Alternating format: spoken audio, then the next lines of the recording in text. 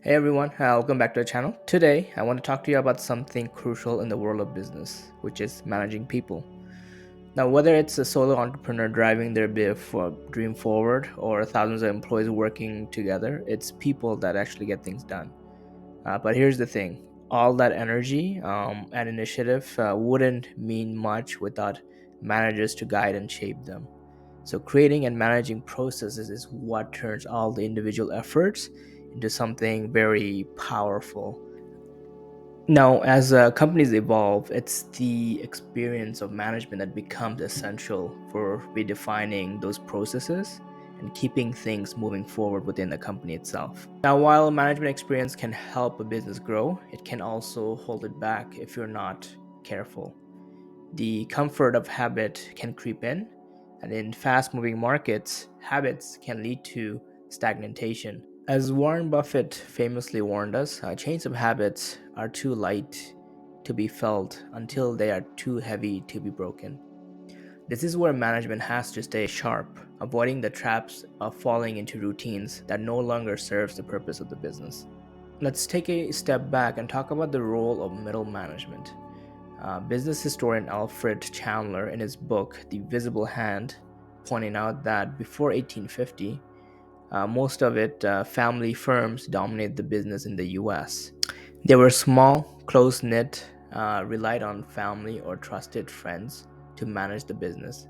But transportation, communication, economy grew, so did the companies. They couldn't be run by just one person anymore. This is when the professional manager started to become crucial. As businesses expanded and mass production became the norm, management took an even bigger role. The introduction of standardized processes turned management into a science, a key piece of success in any company. So, one person who captured this really well is Michael Hammer, who, in a 2007 Harvard Business Review article, summarized management into two factors, which are enablers and enterprise capabilities. Senior management sets the vision and culture, while middle management designs the infrastructure that makes that vision happen. Basically, middle managers take that grand ideas of the boardroom and turn them into reality through processes, protocols, and performance management. Without this layer of management, all those big dreams wouldn't just remain dreams. There are plenty of real world examples of middle managers playing a crucial role within a company's success. For example, Asahi, a Japanese brewer, middle managers there developed super dry beer, which sparked a nationwide craze and helped Asahi capture more market share. Now, another example is at Motorola. Middle managers managed to create a new wireless digital system for a client in less than a year, a process that normally takes double that time. Now, middle management sits at a really interesting spot within a company itself. They're the link between senior leadership and the employees who are doing the day to day work. They make sure that the vision from the top translated into actionable tasks. Not only do they manage operations, but they also drive improvements in cost, quality, speed, and reliability. Now, as companies grow, the process that middle managers put in place become even more important.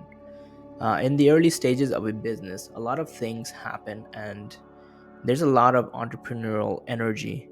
But to maintain sustainable growth, businesses need to formalize their processes. The science of management is all about learning from experience and turning today's problems into tomorrow's processes. Now, one company that did this really well is known as Cath Kidston. Starting from just a single store in 1993, Cath Kidston grew over 120 global branches by 2013. But that growth did not happen overnight. In the early days, things like monthly accounts would take over 6 weeks to prepare, and they faced issues with cash flow and supply chain management. It took them 9 years to open a second store. However, as they brought a specialized manager and started developing more structured processes, things changed.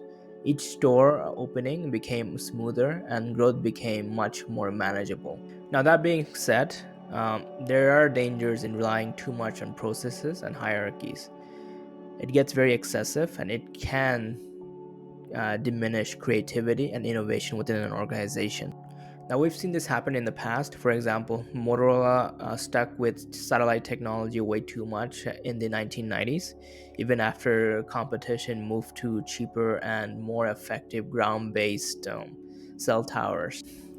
And sometimes habits can lead to questionable decisions, like Samsung's failed attempt to break into the car market in the 1990s.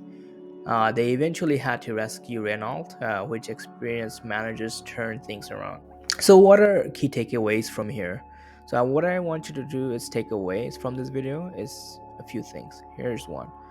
Leaders who underestimate the value of middle management and structured processes are putting their businesses at risk. Middle managers essentially is taking leaders' vision and making it a reality. Without them, many businesses will remain small and local and never reaching their full potential. It's this balance between vision, experience, and solid processes that enables a business to grow and evolve. This concludes our video. Now, I want you to comment on, do you think middle managers are essential for an organization, or do you think they're basically shackles that holds down an organization? I know in the past, as I've given you examples where middle managers can be both beneficial and also a disadvantage for an organization as well. Now, please, leave your examples and your experience down below in the comment section. As always, please do subscribe to my channel, and cheers. Thank you. Bye.